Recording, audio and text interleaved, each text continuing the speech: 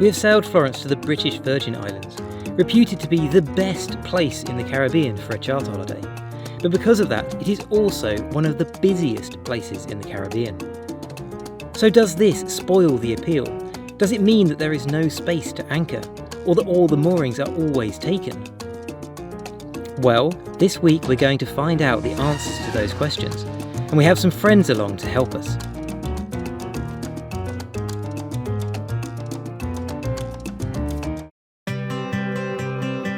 We are Amy and Matt. We spent the last 6.5 years sailing our 37-foot sailboat Florence around the world. In that time, we have crossed 4 oceans and over 46,000 miles have passed under our keel. Now we have made it back to the Caribbean, we will explore these famous islands before we recross the North Atlantic Ocean to return to where we began this voyage in England.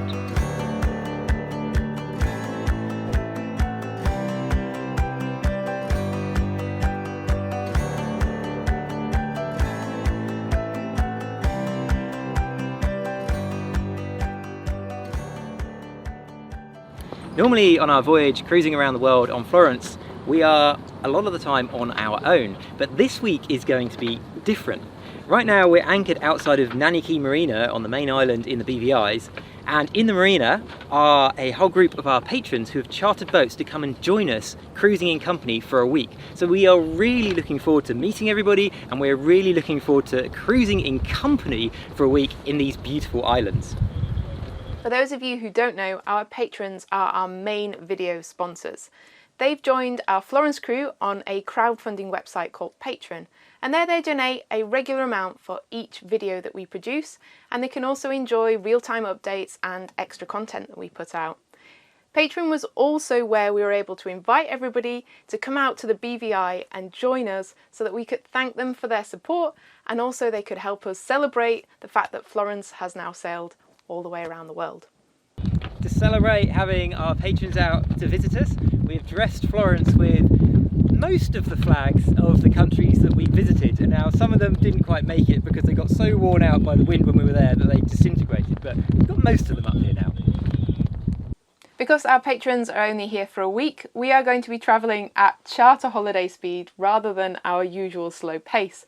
So over the last week we have got ourselves ahead on all of the planning, maintenance and video editing, so this week is going to be a much faster pace of life. The British Virgin Islands are a mecca for charter holidays, but that means that there are a lot of boats here. We've been warned that finding a mooring available or space to anchor can be difficult. And we're not just going to be looking for space for Florence, but for 3 other boats and for 13 guests. The first stop will be the Indians, just 4 miles south of Nanny Key, and one of the best sites for snorkeling in the BVI.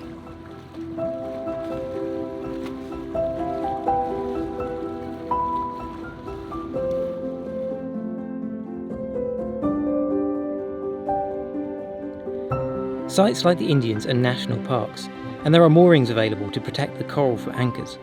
However, with so many boats, in order that everybody gets a chance to visit, there is a time limit of 90 minutes on the moorings.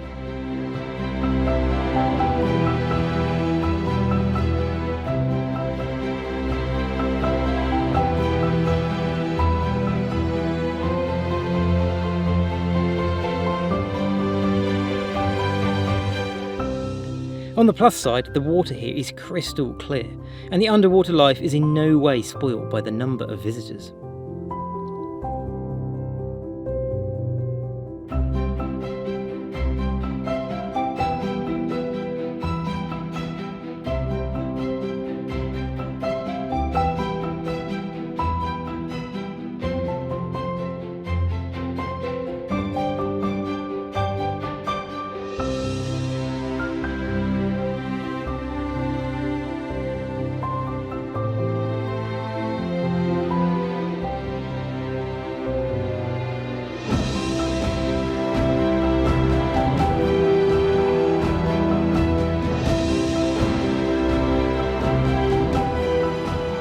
After the Indians, it was a short 3-mile motor to White Bay on Peter Island, where all 4 boats could anchor together, and we could host everybody on board Florence for the real purpose of this week.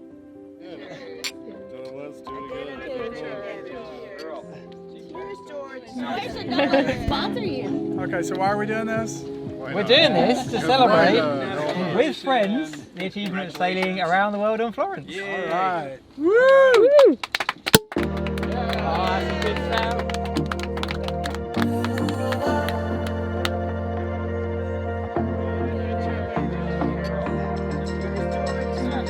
Around the world. 6.5 years of great entertainment. You guys were our television. Sponsoring Hi. To around the world. Really good. It means a massive amount. Thank you. It's difficult for us to explain what our patrons mean to us. We film, edit and share these videos on YouTube for free once every 2 weeks, and thousands of people watch them. Our patrons are a very select number of those people who have decided to click on the link and support us to carry on making the videos. Without the support of our patrons, we would have run out of funds years ago. This 7-year circumnavigation would have been limited to our original 3 or 4 year plan, and these videos simply would not exist. The support of our patrons means that we don't have to chase the YouTube algorithm. Instead, we can remain true to ourselves and the real adventure on board Florence, while sharing the beauty of the world around us as we explore.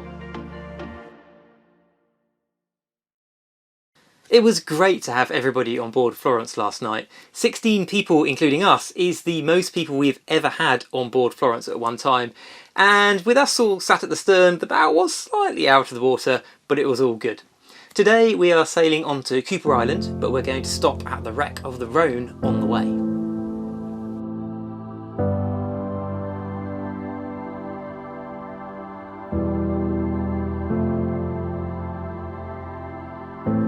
The RMS Rhone was a Royal Mail ship, wrecked off the coast of Salt Island in 1867 during a hurricane, and it's now a popular dive site.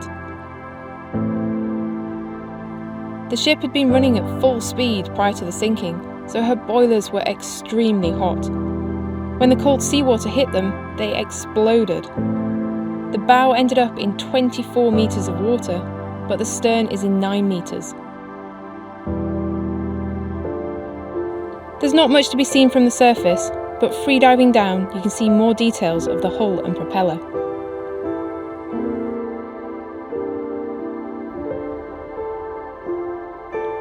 The clear water makes for great snorkeling and diving in the BVI, but unfortunately this wreck is slightly too deep for easy snorkeling, so at the first hint of a puff of wind, we set the sails for a race onto Cooper Island.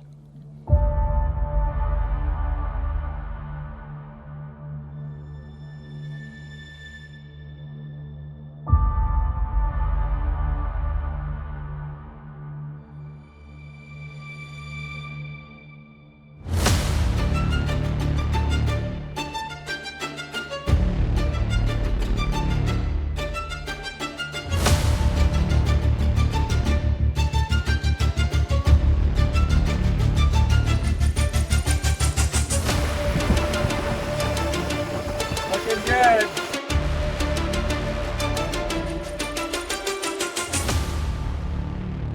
Unfortunately, it is really light winds this week in the BVI, so we're having a bit of a race with these guys on Jitterbug this afternoon, but it's more of a drifting race. When we're going into the wind, we've got just about enough, but we've turned downwind to go to our next anchorage, and there now is just nothing, and it's going to give up and use the engine first, I think. Hopefully we'll get a little bit more wind later on in the week, and we actually get the trade wind to come back in for a few days. Really nice to have the sails up though, even if we are drifting, and it was really fun. We were really close together just sailing, and they're on a 37-foot monohull as well, so it's interesting to see the difference between an old style 37-footer and a new style. They've got a lot more space inside, a lot wider at the back, but as a cruising boat we've got a really big overlapping genoa, 135% genoa, which is much bigger than the head sail, so technically we're cheating because we've got bigger sails. It's a tense race. I think they're catching us a little bit. We've just caught a gust and we've now accelerated to 1.9 knots.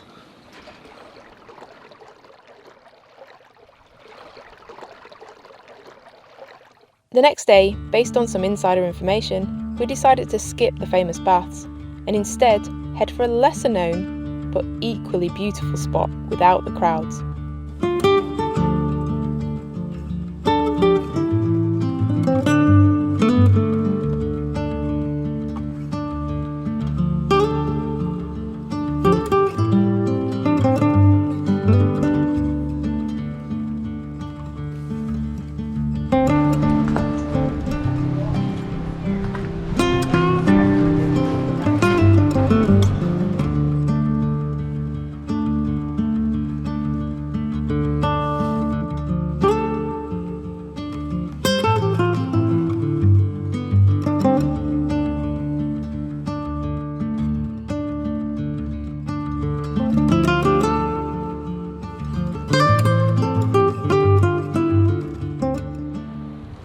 So we just come over to Fallen Jerusalem today. We were going to go to the baths, which are literally just a few hundred meters that way, and there are hundreds of boats there. It looks absolutely packed, but we had some advice from a local skipper that this is a really good place to come and it's very secluded. And so we've managed to get 3 boats in here. Florence is anchored and the other guys are on the mooring. There's a tiny bit of breeze just to take the edge off the temperature, but it's still pretty darn hot. But hoping there's going to be a little bit more breeze later today so we can actually sail on to the next place.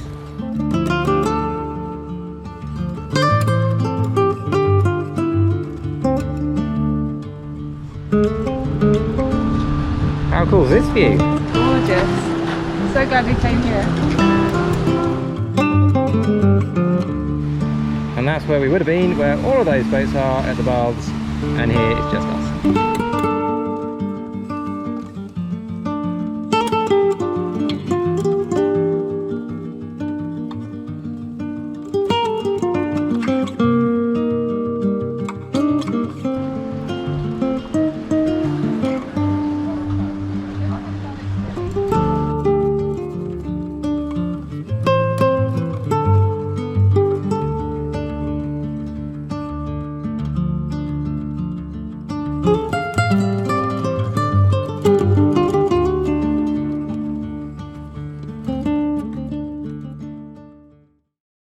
Today we're in Gorda Sound and the trade winds are making a reappearance. And this is the perfect opportunity to have everybody come on board Florence and come for a sail. And we're really looking forward to this for 2 reasons.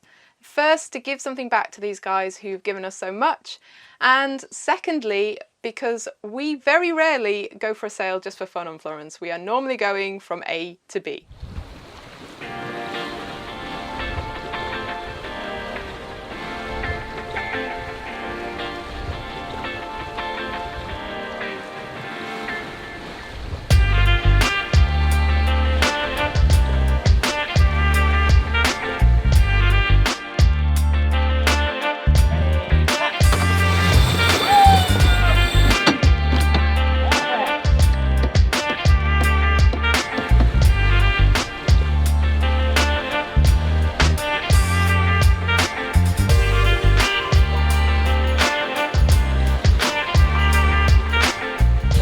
How's Florence with the spinnaker up, Mark? Absolutely fantastic. Always a thrill to sail with a spinnaker, and on this boat especially so.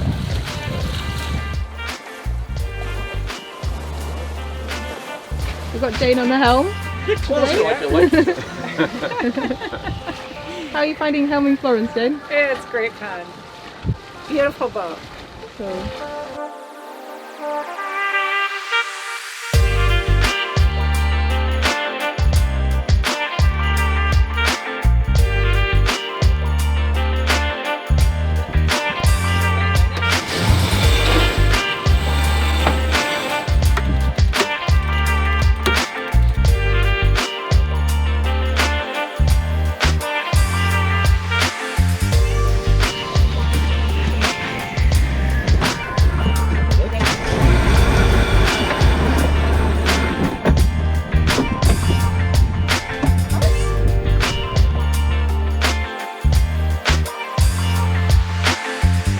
How's it feel? Great. Yeah. For a power boater. We haven't converted you yet then? Oh, I'm happy to do any kind of boating. Yeah. Although it was fantastic to be able to give everybody a chance to sail on Florence, seating 15 for dinner on board would have been a challenge. Thankfully, there are plenty of options to socialise and eat ashore with a bit more space. In fact, we were treated to dinner either ashore or on the other boats every night. It's always a little strange and a little nerve-wracking for us, meeting people that recognise and know a fair bit about us from our videos, when we know so little about them. Of course, we've had emails back and forth with our patrons, and we've seen their profile pictures, but we'd never met any of these guys in person before, and they'd also not met each other. So we have to thank Danielle for surprising us by organising team shirts behind the scenes to help bring everybody together. We absolutely loved meeting everyone face to face and having time to chat over the week. Our patrons are such an inspiring group of people with plenty of stories to share themselves. we left Gorda Sound cruising in company with Brown Eyed Girl and Jitterbug. Our aim was to sail 20 miles to Cane Garden Bay with a lunch stop at Monkey Point on the way.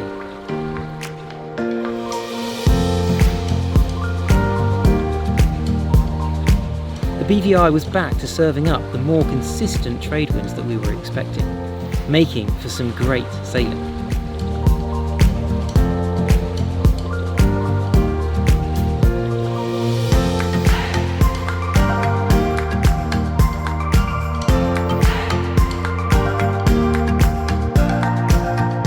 Along with the trade winds, we had a northerly swell, meaning we would have to work a bit harder to find anchorages with shelter from both the wind and swell.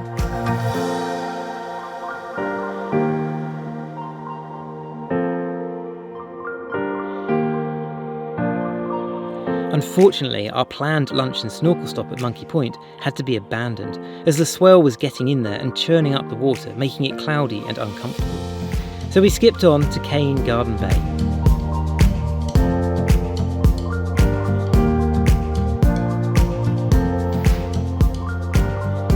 Once safely moored, we all sat down for dinner on board the spacious Brown Eyed Girl and discussed the merits of catamarans versus monohulls. Since we were in Cane Garden Bay, we couldn't pass up the opportunity to wander along the beach to visit the rum distillery and sample some of the local rum for a breakfast tot.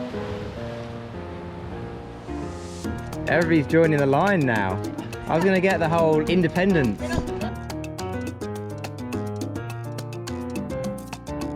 It's actually one of the oldest rum distillery in the Caribbean that still operates and makes all the rum from the sugarcane. So sugarcane is the stuff that looks like the grass. Right now we already harvest for the season, so right now they're just starting to come again.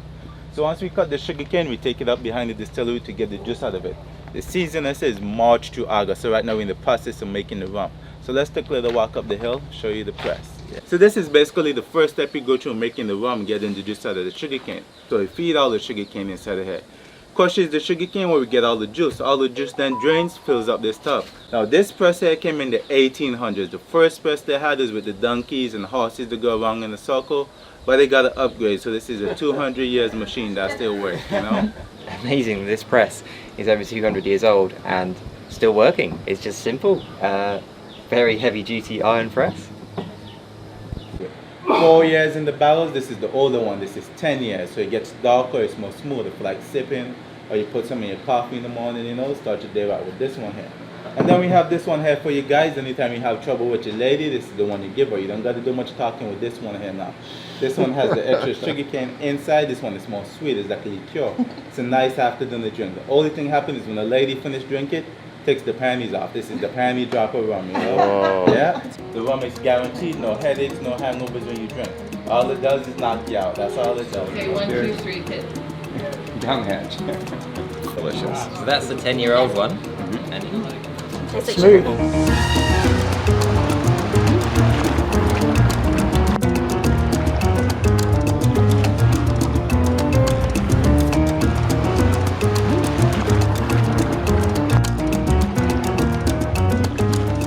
After that true pirate's breakfast, it was time to set sail the short distance across to Diamond Key on Jos van Dyke. Here we could take a short walk to the bubbling pools, a natural jacuzzi fueled by the ocean swell.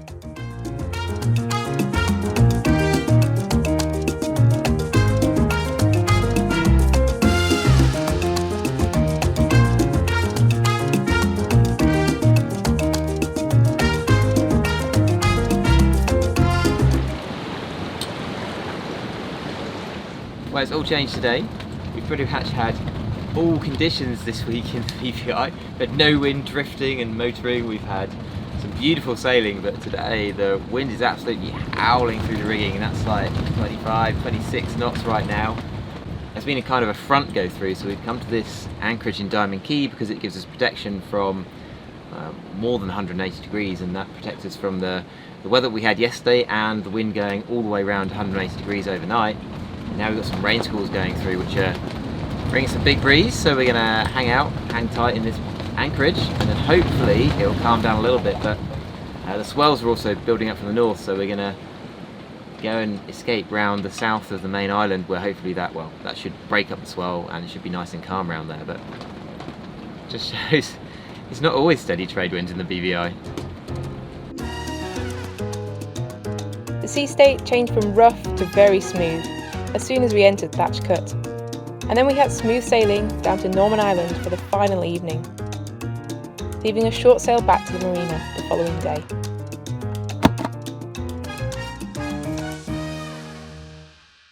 We've had an amazing time meeting everybody this week, and it's been great fun to sail in company for a change, especially with such a group of inspirational people. This is the first time we've organised an official meet-up with patrons, and they've certainly made us keen to do it again, but hopefully next time somewhere that's a little bit easier for everybody to get to.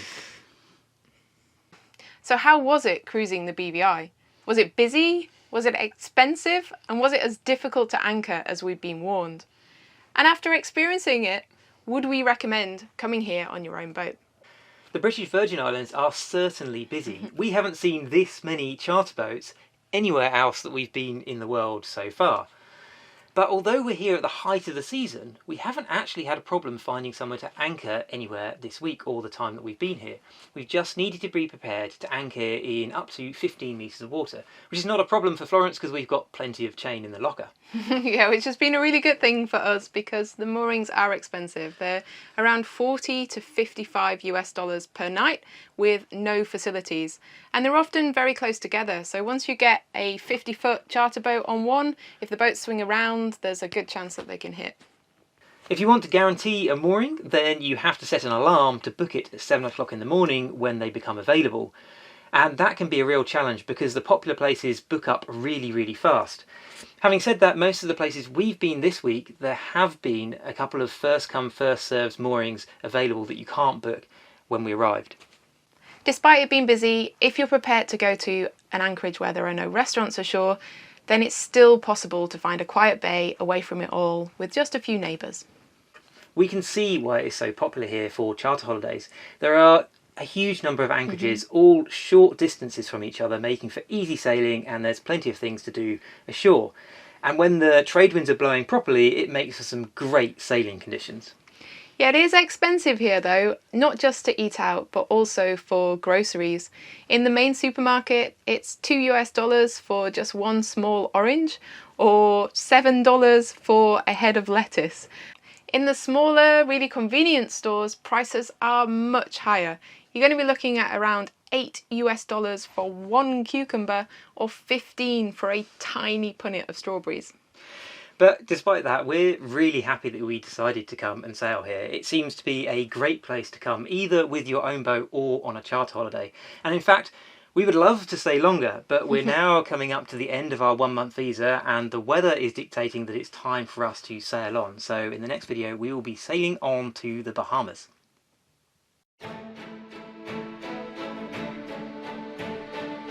If you enjoy our videos, please subscribe to the channel to make sure you don't miss an episode, and that's absolutely free. We are usually a couple of months ahead of the videos in real time, and that means that whilst you've been watching this video, we should be out at sea starting our voyage back across the Atlantic Ocean.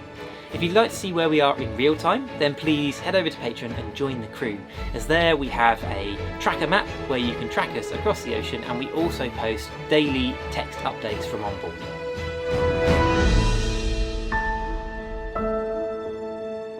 As always, we want to say a massive thank you to everyone who supports the making of these videos, and especially our star patrons. It's been brilliant that for once, some of them have actually starred in this video.